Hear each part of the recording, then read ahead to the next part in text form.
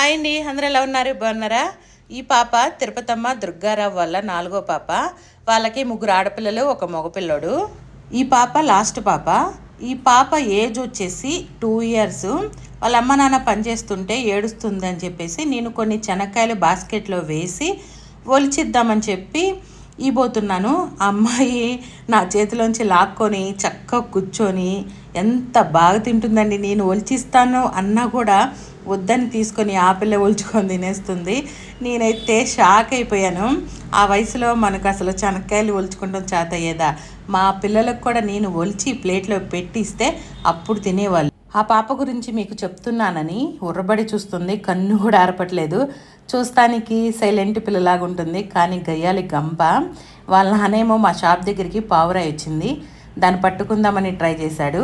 దాన్ని పట్టుకోబోయి బొక్క బోర్ల కింద పడ్డాడు.